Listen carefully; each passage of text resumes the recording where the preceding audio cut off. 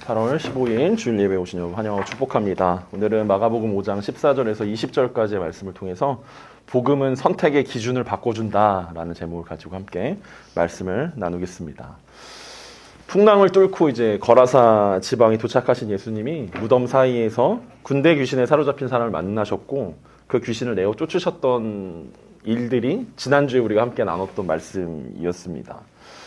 결국 귀신이 중요한 게 아니라 귀신은 사탄의 전략이었고 그 전략을 통해서 이 귀신 들린 사람이 하나님께 나아가지 못하도록 결국 망하도록 만드는 게 이제 사탄의 전략이다라는 이야기들을 했었고, 그래서 귀신을 통해서 이 사람에게 공동체와 멀리 떨어지게 만들고 적절한 힘을 주어서 하나님을 의지하지 못하게 만들고 죄에 중독되어서 죄로 인해 자신을 망하게 만드는 것이 사탄의 전략 중에 하나였다. 그리고 오늘날 우리 가운데 귀신의 어떤 능력이나 귀신을 볼 수는 없지만 여전히 사탄의 전략들은 유효하고 있고 영적 전쟁에서 우리가 승리하기 위해서는 그것이 어떤 전략으로 우리 가운데 공격하고 있는지 우리가 깨어서 그 전략들을, 그 관계들을 깨트리는 것들이 필요하다라는 이야기들을 함께 나눴었습니다. 오늘은 그 사건에 이어지는 내용입니다. 지난주에 그런 이야기 했었죠. 제자들은 예수님한테 왜 상관해주지 않냐고, 풍랑 가운데서 왜 우리 관심 가주지 않습니까? 라고 이야기했는데 또 오늘 본문에 나오는 사람들은 왜 예수님 우리에게 이렇게 관심 갖습니까? 귀신들을 비롯한 사단은 예수님 우리에게 왜 상관하십니까? 라고 예수님의 상관을 거절하는 사람들의 이야기를 오늘 나누겠다라고 이야기했었는데 그런 이야기들을 오늘 함께 나눠보도록 하겠습니다. 14절을 보니까 치던 자들이 도망하여 읍내와 여러 마을에 말하니 사람들이 어떻게 되었는지를 보러 와서 라고 이야기합니다. 군대 귀신 때문에 돼지 2,000마리가 바다에 뛰어들어가 몰살당하게 되었습니다. 돼지를 치던 자들이 도망하여서 읍내와 여러 마을에 말하였습니다. 왜냐하면 이 얘기를 안 해주면 돼지를 치던 사람들이 다 뒤집어 쓰게 되어 있으니까 이게 왜 이렇게 생긴 일인지. 왜냐하면 돼지를 치던 사람들은 어떤 그 대리하는 거죠. 맡겨진 돼지들을 이제 치는 목동이었는데, 그러니까 다 죽였으니까 책임을 물어야 되지 않습니까? 그래서 이 사람들이 빨리 동네에 들어가서 이게 다 죽었는데 죽었던 이유가 이 귀신 들린 사람 그리고 예수님이라는 존재 때문에 죽게 되었다라는 이야기들을 이제 하고 있죠.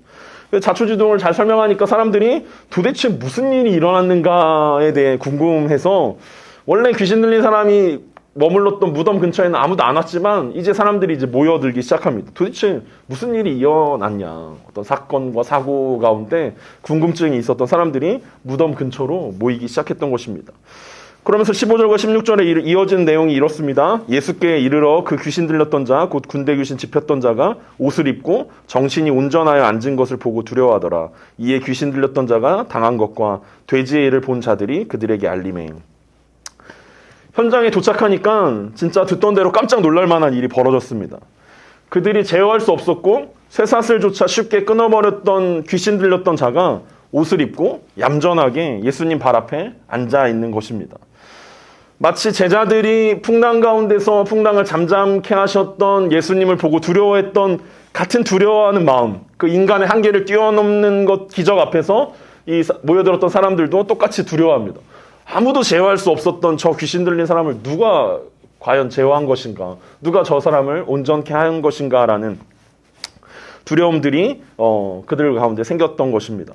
그리고 다시 한번 귀신 들린 자에게 어떤 일이 일어났고 또 돼지떼들에게 어떤 일이 일어났는지 그들에게 다시 설명해 주십니다. 복음이 선포된 것입니다. 오랫동안 마을의 골칫거리였던 유명한 귀신 들린 자가 예수님을 만나 구원을 받았다라는 사실입니다. 왜냐하면 이 귀신 들린 자가 옷을 입고 조용히 예수님 발 앞에 앉아있더라는 이 자체가 단순히 귀신이 내어 쫓겨졌다라는 것을 의미하는 게 아니라 이 사람에게 구원이 임했다라는 것들을 설명하기 위해서 온전케 되어졌다. 이 사람이 예수 그리스도를 만나서 완전히 회복되어졌고 그의 영혼이 구원받았다라는 것들을 설명하기 위한 장치들이었다라는 거죠. 그래서 다시 한번 예수님을 통해서 그리고 그때 모여들었던 사람들에게 또 목동들의 입을 통해서 무슨 일이 일어났는지 그리고 그것이 어떻게 복음이 되는지에 대해서 사람들에게 설명되어진 것입니다. 이제 이어지는 상황은 우리가 예상할 수 있지 않습니까? 물론 우리가 본문을 읽었기 때문에 내용들은 이해하지만 상황상, 정황상 예수님의 사역의 패턴상 기적이 일어났고 많은 사람들이 모여들었습니다. 그럼 이제 무슨 일이 일어나야 되는 겁니까? 사람들이 하나님께 영광을 올리고 많은 사람들이 예수 그리스도를 메시아라고 고백하고 야 정말 하나님의 아들이시구나. 아 그분을 믿어야겠구나. 아 그분께 우리의 삶을 드려야겠구나. 뭐 이런 고백들이 이런 화려한 전도잔치들을 기대했는데 이어지는 상황은 정반대였습니다. 왜냐하면 모든 상황과 환경들이 세팅이 잘 되어 있습니다. 제자들의 입장에서는 아 그래 예수님이 이것 때문에 오신 거구나. 이 거라사 지방에 이 이벤트를 하시기 위해서 오신 거구나라는 기대감을 갖기에 충분했다라는 거예요. 귀신 들린 사람을 만났고 귀신이 내가 쫓아졌고 돼지떼가 죽었고 많은 사람들이 모여들었고 이제 복음이 선포되어졌고 아 이제 이 사람들이 결심만 하면 되는 거예요. 아 이제 내 삶을 주님께 드리겠습니다. 아 이제 주님 뜻대로 살겠습니다라고 고백만 하면 되어지는 어떤 큰 전도 집회 현장, 그것도 유대인의 지방이 아니라 이방인 지방에서 일어나는 이 전도 집회 상황 가운데서 사람들의 반응은 전혀 다르게 나타났다라는 거예요. 사람들이 어떻게 반응합니까? 17절에서 그들이 예수께 그 지방에서 떠나시기를 간구하더라 라고 요청합니다. 그들은 복음을 들었습니다. 그리고 예수님을 만났습니다. 하지만 예수님을 믿게 된 것이 아니라 오히려 예수님을 그 지방에서 떠나가시기를 간구하였습니다. 왜 그랬습니까?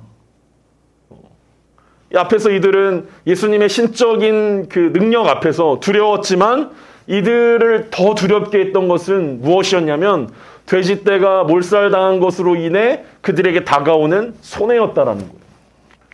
그때 당시에 돼지가 얼마인지 모르지만 아마 오늘날보다는 훨씬 비싸지 않았을까라고 생각되어집니다. 부자들만 먹을 수 있는 음식이었다라는 거예요. 돼지고기가 막 아무나 먹는 음식이 아니라 부자들만 먹을 수 있는. 그래서 집에서 우리 뭐 어르신들이 예전에 뭐 컬러 TV 있냐 뭐 이런 것이 어떤 부의 상징인 것처럼 돼지고기 먹었냐 뭐 이런 것들이 야 저 집에는 뭐 햄이 나온다 어떤 뭐가 어떤 갈비를 먹는다 뭐 이런 것처럼 돼지고기를 먹는 것이 부의 상징이었다라는 거죠. 귀족들만 먹을 수 있는 음식이라는 거. 그러니까 굉장히 비쌌다라는 거예요. 근데 얼마인지는 제가 열심히 찾아봤는데 안 나오더라고요. 그래서 그냥 오늘날 얼마냐 이걸 대충 계산해 봤더니 작년 평균 도매가 시세가 한 마리에 33만 원이었어요. 평균 도매가 시세가 33만, 물론 왔다 갔다 하긴 하는데 평균적으로 33만 원이었다고 이야기합니다. 2천만 원, 2천마리라고 치면 이 사람들이 지금 하루아침에 얼마 손해본 겁니까? 네. 6억 6천을 손해본 거예요. 6억 6천을. 6억 6천을 손해본 거예요. 근데 이 사람들이 두려웠던 거는 단순히 6억 6천이 아니에요. 예수님이 이 지방에 머물러 있으면 그거보다 손해가 더 극심하게 될 거다라는 두려움들이 있었다는 거죠. 귀신 들린 사람이 이 사람만 있었겠습니까? 또 다른 사람들도 있었을 거예요. 상태가 심하진 않지만 많은 귀신 들린 사람들이 있었을 거라는 거죠. 예수님이 이곳에 있으면서 이 지방에 머물러 있으면서 도대체 얼마나 많은 손해들을 이 사람들에게 끼칠까라는 생각들이 계산되었다라는 거죠. 그러니까 예수님이 우리랑 같이 있으면 정말 거덜나겠구나. 우리 망하겠구나. 라는 생각이 그들 가운데 있었기 때문에 그들은 예수님을 환영하지 못하고 예수님 우리 지방에서 떠나가셨으면 좋겠습니다. 라고 간구했다라는 것입니다. 지금은 이 정도의 손해지만 앞으로 다가올 손해들을 생각해 보니까 감당할 수 없다는 생각이 들었습니다. 물론 예수 그리스도께서 신적인 권능을 보여주시고 능력으로 치유하신다는 이야기들이 그들 가운데 굉장히 새롭고 신선하고 어떤 흥미로운 이야기이긴 했지만 경제적인 손실 앞에서 이들은 예수님보다는 돼지를 선택할 수밖에 없었다라는 이야기들을 하고 있습니다. 앞서 귀신들이 예수님께 뭐라고 이야기합니까? 예수님 만났을 때 예수님 당신과 내가 무슨 상관이 있습니까? 우리를 무적행에 보내지 마십시오. 우리에게 상관하지 마십시오. 우리를 그냥 이 지방에 머물게 해주십시오 라고 요청했던 그 간구와 똑같은 간구라는 거예요. 이 거라사 지방의 사람들이 예수님께 요청했던 것들은 예수님 당신과 우리가 무슨 상관이 있습니까? 우리 삶에 우리가 평화롭고 안정적이고 풍요로운 우리의 삶 가운데 굳이 들어오려고 하지 마시고 떠나주십시오. 우리는 당신이 필요하지 않습니다. 라고 이야기하고 있다라는 것입니다. 돈이라는 가치가 복음과 진리, 구원이라는 가치보다 훨씬 더 중요하다고 생각하고 그것이 그들의 선택의 기준이 되어버린 것입니다. 사실 그들은 이방인이었고 소위 말하는 불신자였기 때문에 그렇게 생각하는 것이 어쩌면 당연할 수 있습니다. 우리가 누군가에게 교회 다니지 않는, 믿지 않는 누군가에게 가서 당신의 모든 어떤 재산들을 버려두고 예수님을 따르십시오라고 이야기한다면 그 사람들은 당연히 무슨 소리 하는 거야? 라고 이야기할 것입니다. 왜냐하면 가치가 다르기 때문입니다. 기준이 다르기 때문에 당연히 그들은 예수님보다 세상의 것들을 선택하는 것이 어쩌면 불신자들에게는 당연하다라고 생각할 수 있습니다. 문제는 무엇입니까? 복음 그리고 예수 그리스도보다 세상, 부, 명예를 선택하는 일들이 불신자들에게만 나타나는 현상이 아니라는 것입니다. 교회 안에서도 이런 기준으로 선택하고 그것을 누리고 그것대로 살아가는 사람들이 종종, 아니 너무 많이 우리 가운데 볼 수 있다라는 거예요. 비단 다른 사람들을 이야기할 필요도 없이 그냥 내 삶을 바라봐도 내가 하나님께 안정감을 두고 하나님이 나를 책임지시고 하나님이 먹이시고 입히신다라고 생각하기보다는 수중에 있는 돈이 그리고 카드가 어떤 내 삶에 안정감을 주는 그것들을 더 의지하는 경우들이 훨씬 더 많다라는 거죠. 근데 오늘 본문이 우리 가운데 보여주는 것은 그것은 제자들의 선택의 기준이 아니다라는 것들을 이야기하고 있습니다. 신자라면, 믿음의 제자라면 한 영혼의 가치를 돈의 가치보다 더 중요하게 생각할 수 있어야 된다라고 이야기하고 있습니다. 뉴스를 보면 나타나는 그 사건, 사고의 중심에는 다 이 돈의 가치와 한 사람의 가치가 대립되는 이야기 아닙니까? 어떤 불법적인 일들이 일어난 이유는 무엇입니까? 그 사람의 부를 위한 거 아니, 범죄자들의 부를 위한 거고. 수많은 안전사고들의 핵심이 무엇입니까? 안전에 들어가는 비용보다 사람이 사고당해서 치르는 비용이 더 싸다라는 거예요. 그러니까 안전비용을 절감하고 사람에게 투자하기보다는 그냥 사람을 소모품처럼 생각하고 부품으로 생각해서 그냥 그렇게 선택하는 것이 세상에서는 지혜로운 거고 경제적인 거고 가치 있는 일들이라고 세상 사람들은 그렇게 이야기합니다. 횡령하고 불법을 행하고 성적인 부도덕함도 마찬가지 아닙니까? 그건 부의 가치는 아니겠지만 자신의 편안함을 위해서 한 생명의 가치들을 폄하하는 일들이라는 거죠. 그러니까 우리가 뉴스에서 보게 되어지는 수많은 사건들이 어떤 선택을 할 때 기준이 어디 있냐라는 것들을 우리 가운데 극명하게 보여주는 일들이라는 거죠. 근데 그게 비단 이 거라사 지방에 있던 사람들, 불신자들만 그렇게 살았냐라는 거예요. 그렇게 사냐라는 거예요. 그렇게 선택하냐라는 거죠. 신자들도 똑같은 기준으로 똑같이 선택할 때가 너무 많다라는 거예요. 그 수많은 사건, 사고에 등장하는 사람 중에 기독교인들이 너무나 많다라는 것이 우리를 부끄럽게 하는 것이 아니겠습니까?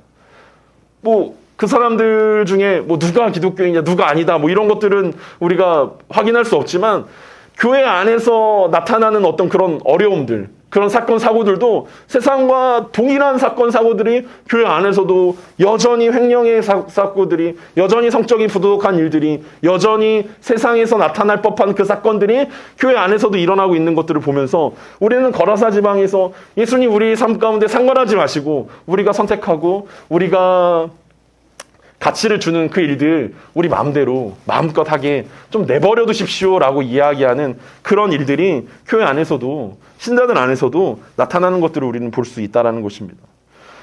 겉으로는 멀쩡해 보이지만 결국 사탄의 전략에 함몰된 거 아닙니까? 귀신들이 이야기했을 때 그 전략을 끼쳤을 때 그 전략으로 귀신 들린 사람을 제어하고 그에게 공동체를 벗어나게 만들었고 적절한 힘을 주었고 결국은 자신을 망하게 한다는 그 전략이 사실 오늘 거라사인 지방에 만연해 있는 영향력이었다라는 거예요. 비단 귀신 들린 사람만, 이 군대 귀신 들린 사람만 그렇게 생각했던 것이 아니라 이 거라사 지방에 있는 사람들 모두에게 똑같이 그 기준들이 통용되어졌고 결국 그 사람 모두가 다 귀신 들린 거야 라고 이야기할 수는 없겠지만 결국은 사탄의 전략에 다 지고 있었다라고 이야기할 수밖에 없다라는 거죠. 왜냐하면 복음 외에는 그것을 이길 수 있는 방법이 없기 때문에 그렇습니다. 복음이 아니고서는 이 사람들의 기준을 바꿀 수 있는 일들이 없기 때문에 그렇다라는 거예요. 그렇다면 제자들의 기준은 어때야 되냐는 거죠. 크리스찬의 기준은 어때야겠냐라는 것들이 오늘 이어지는 본문의 이야기입니다.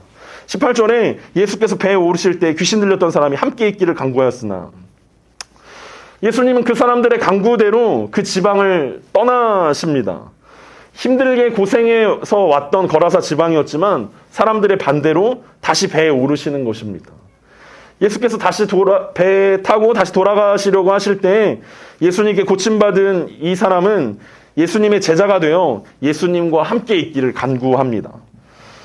앞서 거라사 지방 사람들이 예수님의 관심, 예수님의 잔소리, 예수님이 자신의 삶에서 물러나기를 간구했지만 이 사람은 고침받은 이후에 적극적으로 예수님의 제자가 되기를 간구한 것입니다. 많은 사람들이 예수님 내 삶 가운데 들어오지 마십시오. 예수님이 나에게 있으면 불편합니다. 예수님이 나에게 있으면 손해보는 일들이 많습니다. 예수님이 나와 함께하면 나는 하지 못하는 일들이 너무나 많이 있습니다. 라고 이야기하면서 예수님을 거절했는데 이 사람은 반대로 예수님께 더 적극적으로 나아가는 거예요. 예수님, 저는 예수님 앞에 있고 싶습니다. 예수님과 함께하고 싶습니다.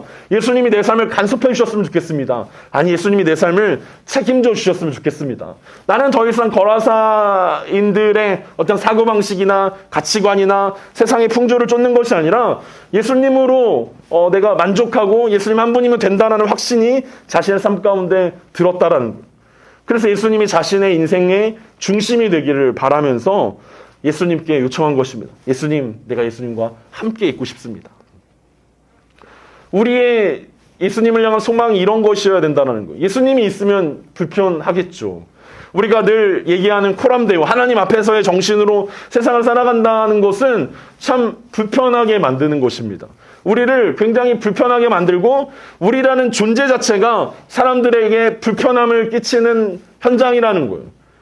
교회를 다니고 예수님을 믿는다라는 이야기들 때문에 내 기준이 그들과 같지 않다라는 것은 나도 불편하고 사람들도 불편하게 만드는 이야기일 수밖에 없다라는 거예요. 왜냐하면 선택할 때 기준이 다르기 때문에 그렇습니다. 직장에서 모두가 마음을 아파해서 불법을 저지를 때 내가 아니라고 이야기해야 된다면 나는 예수 그리스도를 믿기 때문에 내 기준은 그것이 아니라서 그것을 선택할 수 없다라고 이야기한다면 어떤 일들이 벌어지겠습니까? 그리고 우리는 쉽게 그곳 가운데서 타협하는 일들이 많이 일어난다는 거예요. 근데 오늘 이 군대 귀신 들렸던 이 사람은 반대의 경우들을 선택했다는 거예요. 예수님, 내가 예수님의 제자가 되기 원합니다. 내가 예수님으로 인해서 불편하더라도 나는 그것이 더 옳은 길이고 그것이 더 좋다라는 것들을 인정합니다. 그리고 내가 그것에 내 삶을 당신 주변에 있는 12제자처럼 나도 그렇게 살고 싶습니다. 라고 고백하는 거죠. 나도 12명에 들어가고 싶습니다. 나도 그런 예수님의 제자가 되고 싶습니다. 라고 고백했다라는 것입니다. 그런데 놀랍게도 예수님의 반응은 전혀 달랐습니다. 19절에 보니까 예수님께서 허락하지 아니하시고 그에게 이르시되 집으로 돌아가 주께서 내게 어떻게 큰 일을 행하사 너를 불쌍히 여기신 것을 내 가족에게 알리라 하시니. 놀랍게도 예수님은 그 사람이 예수님을 따라오는 것을 허락하지 않으십니다. 예수님이 텃세를 부리셨습니다. 넌 이방인이잖아. 이미 12명 다 찼어. 티오가 없어.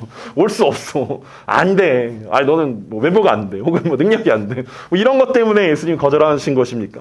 그렇지 않다라는 거예요. 예수님은 그에게 집으로 돌아가 주께서 내게 어떻게 큰 일을 행하셔서 너를 불쌍히 여기신 것을 가족에게 알려라 라고 요청합니다.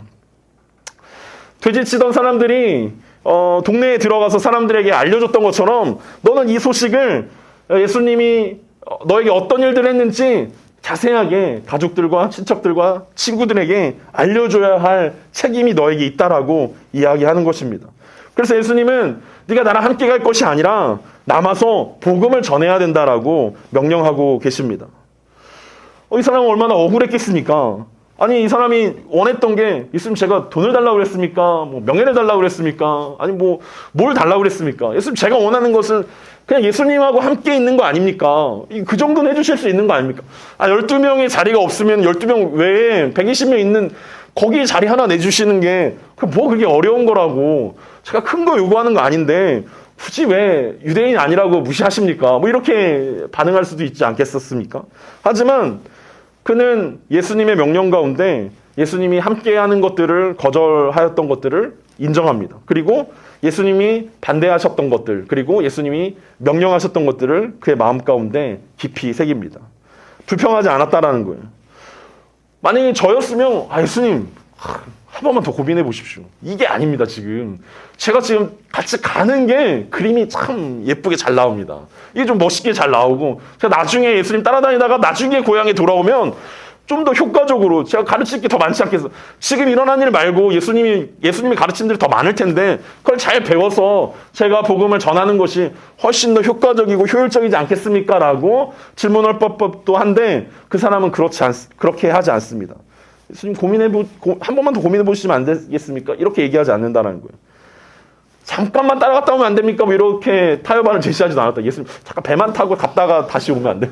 그래도 예수 만났는데 너무 만나자마자 이별하는 건 너무 가혹한 거 아닙니까? 뭐 이렇게 생각할 수도 있습니다. 하지만 그 사람은 그렇게 하지 않았습니다. 그가 어떻게 합니까?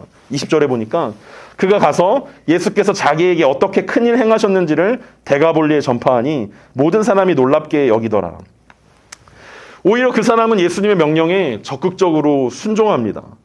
그가 생각하기에 예수님을 따라가는 것이 더 좋은 것이라고 생각했지만 예수님은 그가 남는 것이 그에게 있어 무엇보다도 하나님 나라에 있어서 훨씬 더 유익하다라고 생각하셨습니다. 그리고 그 사람은 그것에 동의합니다. 자기가 생각하기에 이게 더 중요하고 이게 더 좋아 보이는데 예수님이 아니라고 이야기하셨을 때, 야, 너한테는 이게 좋을지 모르지만 하나님 나라의 관점에서는 그게 아니야 라고 이야기했을 때 이 사람이 자신의 선택의 기준을 바꿨다라는 거예요. 이게 그리스도인이라는 거죠. 내가 보기에 옳은 거, 내가 보기에 합리적인 거, 나에게 이로운 거, 어떤 유익이 있을까, 어떤 효과가 있을까를 고민하는 게 아니라 더 큰 가치를 고민해 봐야 된다는 거예요. 하나님 나라에 무엇이 유익하겠냐라는 거죠. 예수님이 보시기에 이 사람이 당장 물리적으로 예수님과 함께 있고 예수님을 따라다니면서 예수님의 가르침을 받는 것보다 이 사람이 돌아가서 그 가족들에게, 친구들에게 복음을 전하는 것이 훨씬 더 효과적이고 훨씬 더 좋은 일이라고 생각하셨다라는 것입니다. 그의 결정에는 이 하나님 나라의 기준이 생겼습니다. 그는 예수님께서 부탁하신 자신의 집과 가족들뿐만 아니라 오늘 본문에서 이야기한 것처럼 데가볼리에 전파했다라고 이야기합니다. 우리가 지난주에 얘기했지만 데가볼리는 10개의 도시라는 뜻을 가지고 있다라고 이야기했습니다. 그러니까 단순히 자기 집 친척들에게만 이야기한 것이 아니라 이 사람은 예수님이 부탁하신 자신의 집과 가족을 뛰어넘어서 온 동네 방네에 다니면서 복음을 전파했다라는 것입니다. 여러분 요나 기억하지 않습니까? 요나가 하나님께서 니느웨로 가라고 이야기하니까 가기 싫은데 막 거기 뱃속에 들어갔다가 억지로 니느웨에 가서 그가 사흘을 가야 전도해야 됨에도 불구하고 하루 길만 가고 전도를 멈춥니다. 적극적으로 전도한 것도 아니라 그냥 야 회개하려면 하고 말려면 말아라 뭐 이렇게 하면서 전도 활동을 마쳤던 것과는 전혀 다르게 이 귀신 들렸던 이 사람은 아주 적극적으로 온 도시를 돌아다니면서 예수님이 자신에게 하셨던 일들이 어떤 의미인지, 자신이 어떻게 구원을 얻게 되었는지, 그리고 예수님이 이야기하셨던 큰 일, 예수님이 자신을 얼마나 긍휼히 여기셨는지에 대해서, 긍휼히 여기다라는 것은 은혜를 받았다라는 거 아닙니까? 자신이 굳이 예수님께서 자신에게 찾아와서 은혜를 주셨다는 이야기들에 대해서 사람들에게 고백합니다. 이것이 은혜 아닙니까? 데가볼리 지역에 수많은 사람들이 귀신의 영향력 아래에 있었지만 예수님은 제자들을 데리고 풍랑을 뚫고 이 사람을 구원하기 위해서 오셨습니다. 그리고 돼지떼의 죽음으로 인해서 예수님에 대한 반감이 이 지역 가운데 크게 퍼져버렸고 사탄의 전략이 맞아 떨어지는 것처럼 보였습니다. 하지만 예수님은 이 한 사람을 남기셨습니다. 만약 이 사람이 그냥 예수님과 함께 다시 예수님의 본거지로 돌아갔다면 이 지역엔 아무 일도 일어나지 않았을 것입니다. 그냥 하나의 해프닝이 됐을 것입니다. 해외 토픽 정도에 나오는 이야기겠죠. 돼지 1000마리가 죽었다. 어떤 사람이 와서 죽였다. 그리고 그냥 조용히 묻혀지는 사건이었을 것입니다. 하지만 예수님은 이 사람을 남기셨고 이 한 사람을 통해서 사탄의 전략이 무너져 버리게 된 것입니다. 하나님 나라의 기준을 두고 선택한 이 사람을 통해서 하나님의 나라가 이 데가볼리 지방에 임하게 되었습니다. 그는 단순히 자신에게 있었던 일을 소개하는 것으로 끝내는 것이 아니라 예수님을 그리고 복음을 전파한 것입니다. 비록 물리적으로는 예수님과 함께 할 수 없었지만 제자의 사명 중에 하나였던 하나님의 나라를 전파하는 일에 앞장서게 된 것입니다. 그는 이방인에게 파송받은 첫 번째 제자가 된 것이고 첫 번째 선교사가 된 것입니다. 우리는 여전히 그의 이름을 알지 못합니다. 마가는 끝까지 그를 그냥 군대 귀신 들렸던 자라는 이름으로 부릅니다. 처음부터 끝까지 이 사람의 이름은 등장하지 않고 심지어 이 사람이 제자 중에 한 명이 되었음에도 불구하고 마가는 그의 이름을 철저하게 숨깁니다. 왜냐하면 그가 선택했던 것은 유명해지는 것이 아니라 무명해지는 것을 선택했기 때문입니다. 부유함이 아니라 가난함을 선택했기 때문입니다. 사람들이 세상을 선택하고 사람들이 부유함을 선택하고 사람들이 명예를 선택하고 사람들이 편안함을 선택하고 사람들이 행복을 선택할 때 이 사람은 그리스도의 제자가 되어서 반대 것들을 선택했다는 거예요. 왜냐하면 복음이 이 사람의 기준을 철저하게 바꿔주었기 때문입니다.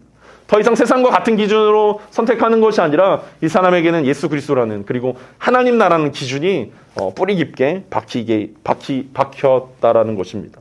그래서 그런 그가 복음을 전할 때 믿지 않는 사람들이 놀랍게 여겼다라고 이야기하고 있습니다. 단순히 그에게서 강력한 귀신이 쫓겨난 것 때문이 아니라 귀신 들렸던 사람의 가치관이 완전히 바뀌었기 때문에 사람들은 그의 이야기를 듣고 놀랄 수밖에 없었다라는 거예요. 이 귀신 들린 사람의 이야기는 우리에게 주는 중요한 교훈이 하나 있습니다. 사람들이 우리가 전하는 이야기에 놀란다라고 이야기했을 때 그것은 사람들을 놀래키는 것은 어떤 기적이 아니라는 거예요. 이 거라사 지방에 있었던 사람들 다 기적을 봤잖아요. 하지만 놀라게 하지 못했습니다. 이 사람들에게 그냥 기적의 하나였다라는 거죠. 그리고 그것은 금방 잊혀지는 이야기가 됐다라는 거죠.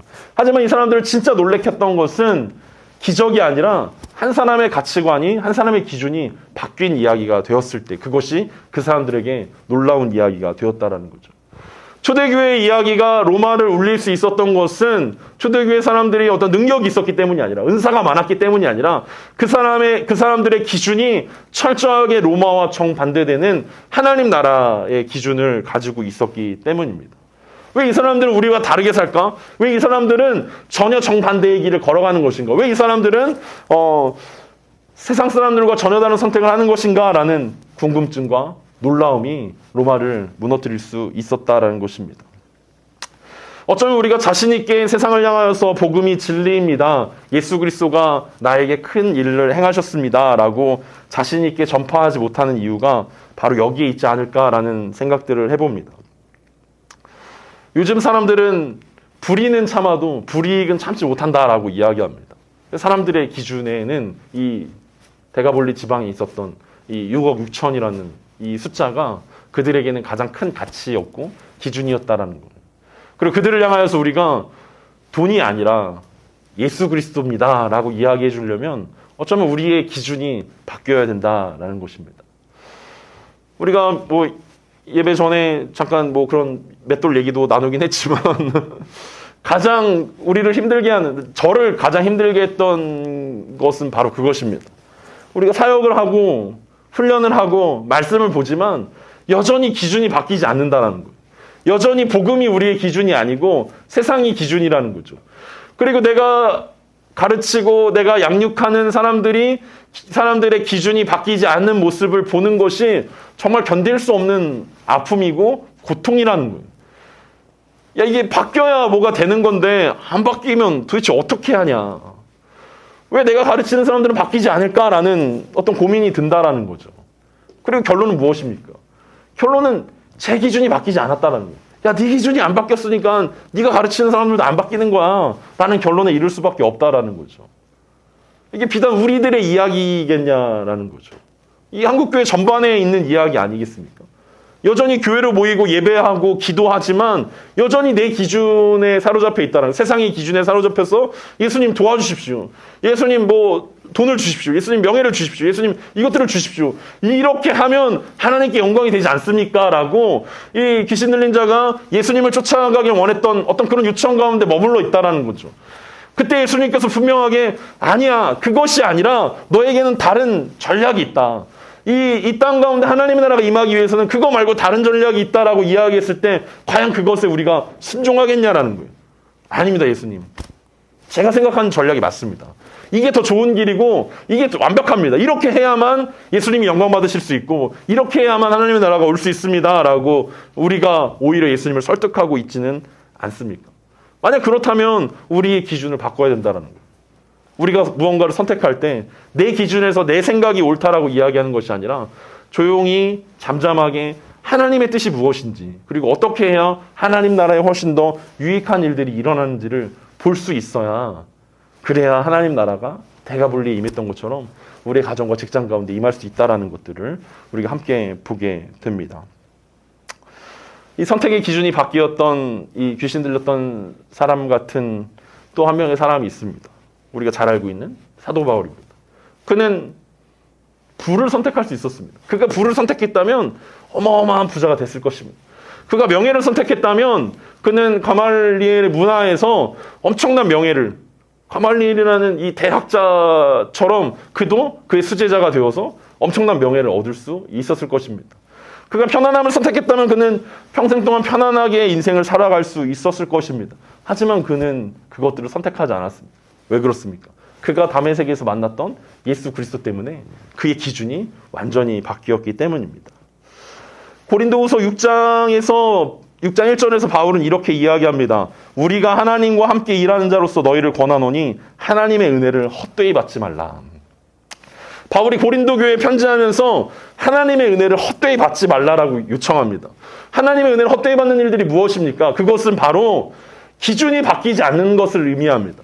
하나님의 은혜를 받긴 받는데, 하나님의 말씀을 받고 기도도 하고 신앙생활을 하는데 여전히 내 기준에 머물러 있는 그 사람들은 하나님의 은혜를 헛되이 받는다라고 이야기합니다. 기준이 바뀌지 않는 것은 헛되다라고 이야기하고 있습니다. 그러면서 2절에서 고린도후서 6장 2절에서 이르시되 내가 베풀 때 너에게 듣고 구원의 날에 너를 도왔다 하셨으니 보라 지금은 은혜 받을 만한 때요 보라 지금은 구원의 날이로다. 지금이 은혜 받을 만한 때니까 빨리 돌이키라는 것입니다. 고린도 교회의 기준들이 무엇이었습니까? 고린도 교회가 자신들이 기준이 되어서 서로 분쟁합니다. 다툽니다. 분열되어졌습니다. 은사 때문에 논쟁합니다. 헌금 때문에 다투고 화가 나고 분열되어지고, 성찬의 문제 때문에, 머리에 뭘 쓰는 문제 때문에, 또 우상에게 바친 고기 때문에, 또 이혼 문제 때문에, 성적인 부도덕함 때문에 고린도 교회가 다툽니다. 계속 바울에게 편지를 보내는, 바울 사도님 이런 문제가 생겼는데 도대체 어떻게 해야 됩니까? 이런 어려움이 있는데 우리는 어떻게 해야 됩니까? 계속 편지를 보내는 거. 바울이 이제 편지를 쓰지 않습니까? 이건 이렇게 해야 되고 저건 저렇게 해야 되고, 하나하나 기준들을 이야기해 주지만 사실은 결정적인 기준이 바뀌지 않으면 바울의 어떤 해결책들이 전혀 힘을 쓰지 못한다라는 거예요. 어떻게 하나하나 생생하게 다 기준들을 제시해 주겠습니까? 이건 이렇게 해야 되고 저건 저렇게 해야 되고.